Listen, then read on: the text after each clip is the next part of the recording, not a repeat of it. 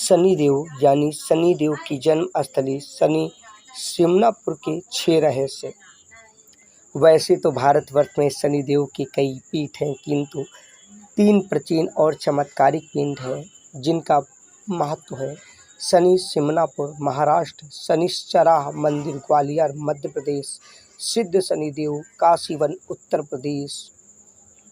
इसमें शनि सिमनापुर को भगवान शनिदेव का जन्म स्थल यानी बाल अवस्था का समय और जन्म स्थली के नाम से जाना जाता है। उक्त स्थान पर जाकर ही शनि के दंड से लोग बच सकते हैं, किसी अन्य स्थान पर नहीं। जनश्रुति और मान्यताओं के अनुसार शनिदेव का जन्म स्थान रहस्यों से भरा है। कहते हैं शनि सिमनापुर में गांव में शनि के अद्भुत चमत्कार आज भी देखने को मिलते हैं। गांव के बारे में आज भी ये तथ्य है कि यहाँ रहने वाले लोग अपने घरों में ताला लगाते नहीं हैं और आज तक इतिहास में भी सिमनापुर में किसी के यहाँ चोरी की घटना नहीं हुई है। ऐसी मान्यता है कि बाहरी स्थानीय लोगों ने यदि यहाँ किसी के भी घर में चोरी करने का प्रयास किया तो वह गांव की सीमा से पार नहीं जा सका। इससे पूर्व ही शनिदेव का प्रकोप उस पर हावी हो जाता है। उक्त चोर को अपनी चोरी कबूल भी करनी पड़ती है और शनि भगवान के समक्ष उसे माफ़ी भी मांगनी पड़ती है, अन्यथा उसका जीवन कष्टों के साथ नर्क से भी बदतर हो जाता है। छायापुत्र शनि को नहीं जरूरत छाया की। यह शनिदेव मूर्ति रूप में नहीं, एक काले लंबे पत्थर के रूप में विराजमान है, लेकिन यहाँ उसको मंदिर नहीं, न ऊपर कोई छत है। शनि भगवान स्वयंभू मूर्ति काले रूपों में मौजूद है, जो 5 फुट 9 इंच 1 फुट 6 इंच चौड़ी मूर्ति संगमरमर के चबूतरे पर धूप में विराजमान है। यह शनिदेव अष्टप्रहार धूप को, आंधी और तूफान को, जाड़ों को, वर्षा ऋतुओं के बिना छत्र धारण किए रहते हैं। शनिदेव का तीसरा रहस्य। शनिवार के दिन आने वाली अमावस को प्रत्येक शनिवार को शनि सिमनापुर में विशेष पूजा और अभिषेक होता है।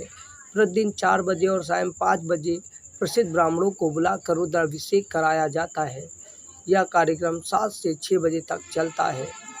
मांझा अम्मा भांजे मिलकर साथ करते हैं दर्शन तो लाभ।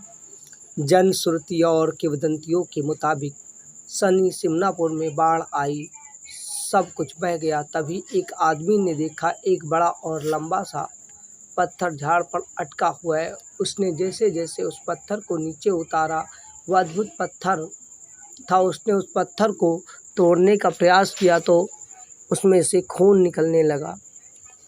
यह देखकर वह घबरा गया और गांव में जाकर सबसे ने यह घटना बताई। यह सुन कई लोग उस पत्थर के पास गए और उसे उठाने का प्रयत्न करने लगे, लेकिन किसी से भी वह नहीं उठा।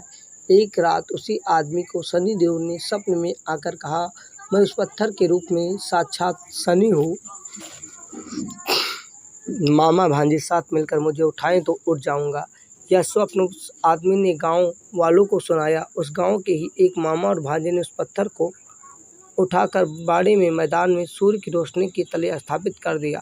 हालांकि इससे पहले सैकड़ों लोगों ने एक साथ पत्थर उठाने की कोशिश की, लेकिन वो असफल रहे।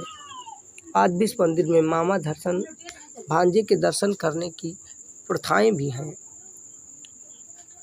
गड़रिये को मिली थी शिला।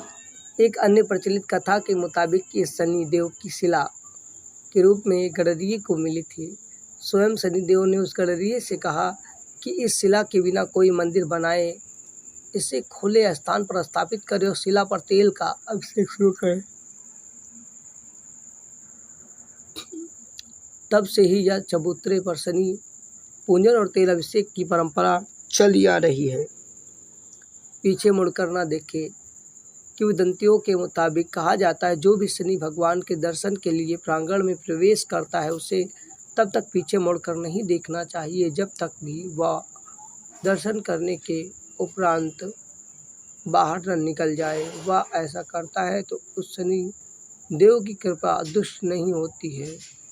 इसका यहाँ पर निश्चय फल मिलता है।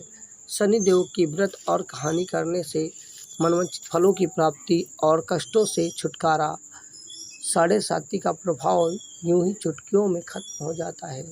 शनि साढ़े साती और तमाम कष्टों से छुटकारा के लिए आप शनिदेव की कथा सुनने के साथ अगर हो सके तो व्रत भी रहें, जिससे शनिदेव प्रसन्न होंगे और कष्टों से छुटकारा मिलेगा। ओम शं शनिश्चराय नमः। ओम शं शनिश्चराय नमः। ओम शं शनिश्चराय नमः। ओम शं शनिश्चराय नमः। ओम